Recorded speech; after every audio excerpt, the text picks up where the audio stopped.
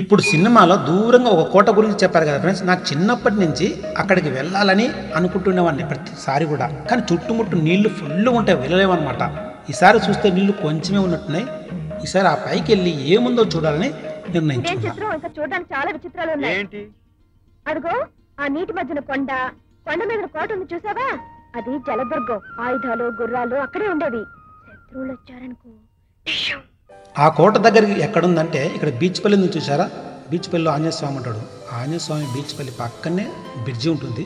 ఆ బ్రిడ్జి దాటుకొని కొద్దిగా దూరం వెళ్ళవలసి ఉంటుంది.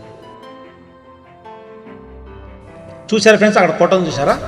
ఆ కోటకు దగ్గరికి వెళ్ళాలంటే ఈ విధంగా ఇలా వెళ్ళి ఇలా దాటుకుంటూ వెళ్ళాలి. చూద్దాం ఎలా ఉందో.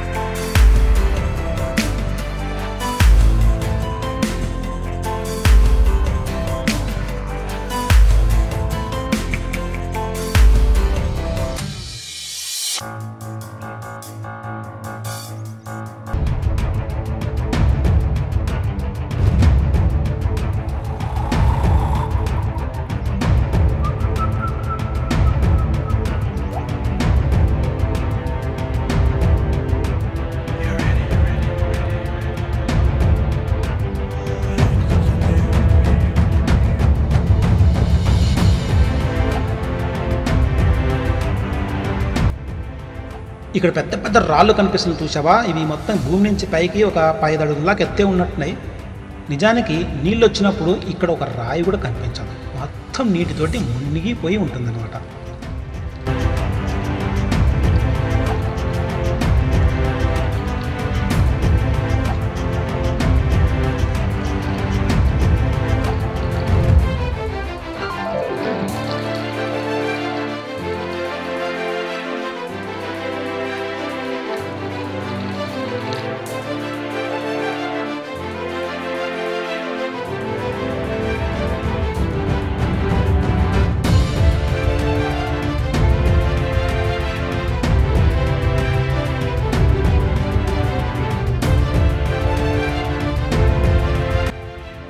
అమ్మయ్య, చిన్నప్పటి నుంచి చూడాలనుకుంటే ఇప్పుడు వచ్చినాను కదరా.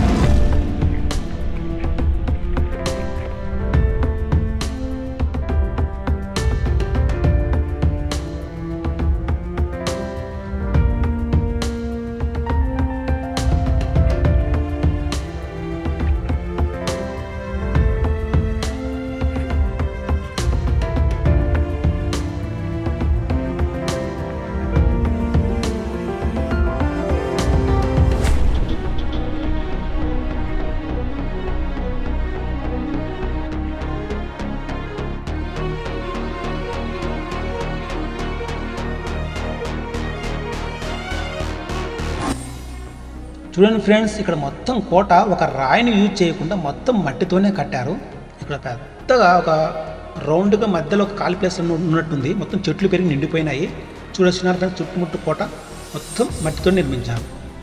ఇన్ని రోజులు వర్షాలు పడినా కూడా మట్టి కరిగిపోకుండా ఇలాగ నిలబడిందంటే చాలా గ్రేట్ కదా. చూసారా ఫ్రెండ్స్ ఎంత దూరం వచ్చినామో? అక్కడ బ్రిడ్జ్ చూసారా, చిన్న కనపడుతుంది. అక్కడి నుంచి ఇక్కడ దాకా వచ్చినాం.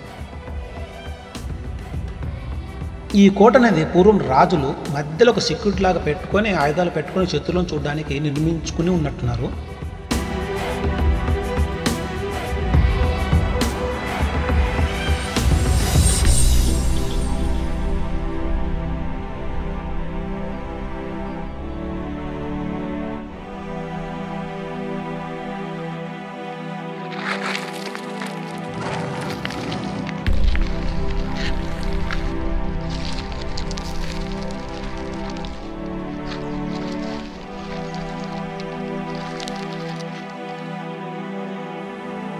చూడండి ఫ్రెండ్స్, పైనుంచి కిందికి దిగుతుంటే ఇక్కడ చేయి కోసుకపోయింది, రక్తం వస్తుంది కొంచెం.